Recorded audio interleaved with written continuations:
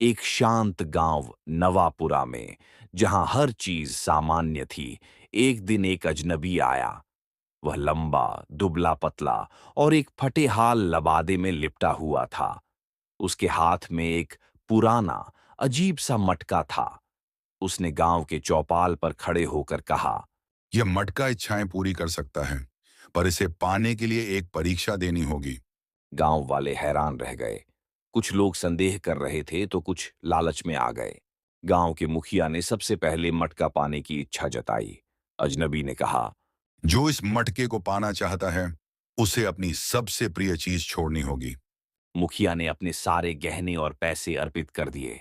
जैसे ही उसने मटका उठाया, वह चिल्लाया। नहीं, मेरा शरीर जल रहा है। मटका उसके हाथ से गिर गया और वह बेहोश हो गया। गांव वाले डर गए। अब गांव के सबसे धनी व्यक्ति ने कोशिश की। उसने अपनी सारी संपत्ति दान कर दी। लेकिन जैसे ही उसने मटका पकड़ा, उसकी आंखों में अजीब चमक आ गई और वह अचानक हवा में उठने लगा। मैं सब कुछ देख सकता हूं, पर यह सब एक भ्रम है। वह जमीन पर गिरा और रोने लगा। आखिर में गांव का एक गरीब किसान रामलाल आगे आया। उसने कहा, मेरे पास देने के लिए कुछ नहीं, पर मैं इसे पाने की इच्छा भी नहीं रखता। अजनबी मुस्कुराया और कहा। यही असली परीक्षा थी।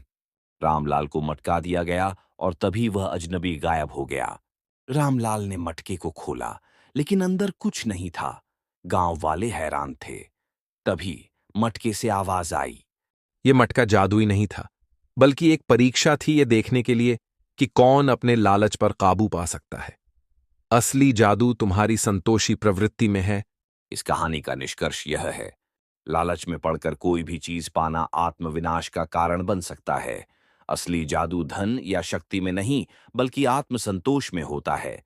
ऐसी मजेदार कहानियां सुनने के लिए हमारा YouTube channel like, share, subscribe करें, वीडियो में कमेंट करें और बेल आइकन को ऑल पर सेट करें।